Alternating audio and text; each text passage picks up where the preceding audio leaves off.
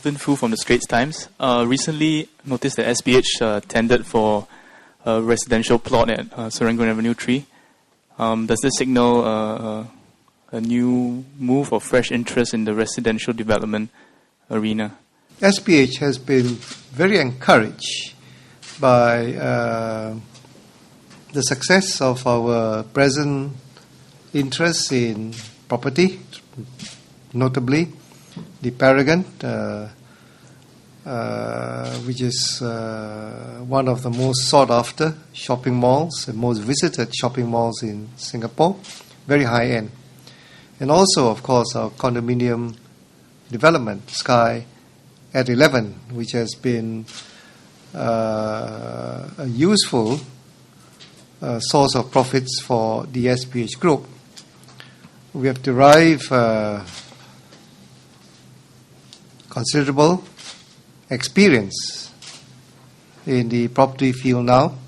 We are always looking for new avenues to augment our profits, and we will look at opportunities again as they arise. The job credits is a function of the number of staff that we have. We have just under 4,000 staff. The benefit to us is about $1 million per month. There was about 8 months' worth in our financial year, so it's about $8 million. The group's investment income suffered a loss of 6.2 million this year, as compared to a gain of 47.7 million last year.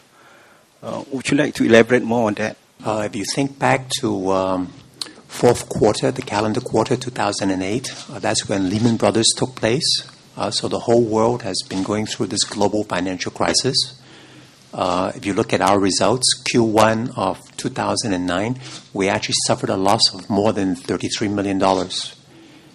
With the gradual rebound that has taken place, we've been able to claw back that loss. So we ended the year with just a $6 million loss. This morning's figure about MTI, 0.8% year-on-year growth. So going forward, what is our outlook for the whole organization? SPH has several components of business, but the bulk of our revenue and profit comes from newspaper. While display has shown an encouraging return to business, like last Saturday, you saw 232 pages of the Saturday Straits Times. But the same cannot be said for recruitment. Recruitment is still, if you look at last Saturday's newspaper, it was only 30 pages. So on that front, on the newspaper front, while we have seen improvement in display sale, the return to classifieds is still not so apparent. And actually this is also an indication of the job market out there, that many employers are somewhat cautious and they're still not recruiting in such huge numbers. So even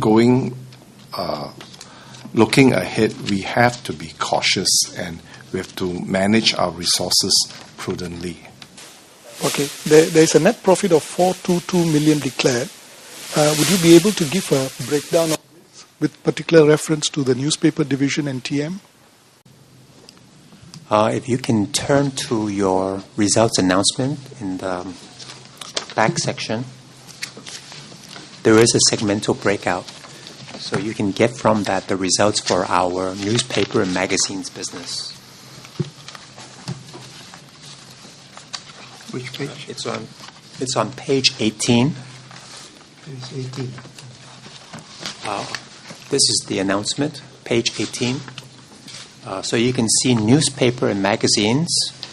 Revenue was 896 million, and profit before tax was 286 million. If you then turn the page 19, you can see that last year our revenue was $1,017 million, and our profit before tax was 370 million. So I think you'll find that the decline for newspapers is about $84 million.